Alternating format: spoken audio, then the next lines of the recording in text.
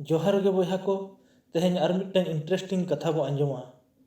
नोआ धरती रे मानमी ओका खने हेज लेना? चेद मारांग बुरु जनाम लेद कोआ से भगवाने तैयार लेद कोआ से अल्लाह से गॉड?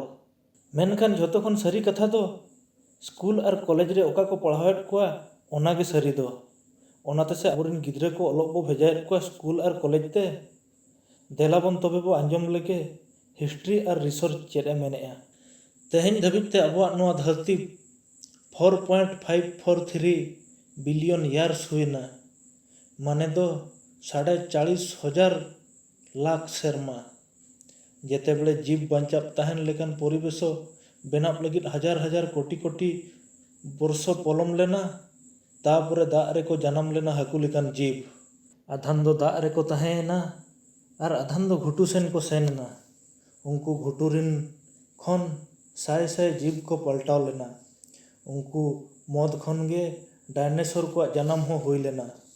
और डायनासोर नोआ धरती रे 14 कोटी साल धाबिज ए राज लेआ। इने तायम सेरमा खन न्यूर लेना एस्ट्रॉयड अड़ी गान न्यूरेना। ओना को 40 किलोमीटर ओसार और झेल 250 किलोमीटर ताहे लेना। ओना न्यूरते 90% जीव को गज लेना। तापरे उनको बाकी 10% जीव को मदरे सारेज लेना को मेनन ᱧᱩᱛᱩᱢᱟᱱ गुडू।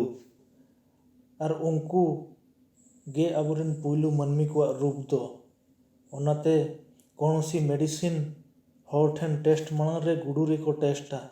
चेदाग से मानमिया डीएनए साला गुडुआ डीएनए 90% मेसाग ताबोना।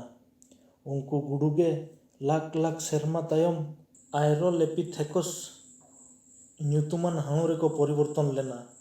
और हों उनको आयरोलेपिथेकस हाणु गे लाख लाख सेरमा पोरे आर्डिपिथेकस रामिडोस हाणु रे को परिवर्तन लेना। उनका के लाख लाख सेरमा तायम होमो इरेक्टस निंडरथाल क्रोमाग्नन हाणु रे को पलटावेना। और उनको होमो इरेक्टस हाणु खन डायरेक्ट नेतार मानमी रे को परिवर्तन लेना। उनको होमो हाणु गे दा और सेंगल रिया व्यवहार दो को चेदात बन ताहेन। निना रे दो नुकु मानमिया तड़ाम बांग चबा आकना और हों उड़ी झेल चला रिया मेनाआ। मा तबे बयहा को तेहेñ दो निना रेगे और हों ᱧᱟᱯᱟᱢ हुयुआ दूसरे वीडियो रे। मा तबे जोहार।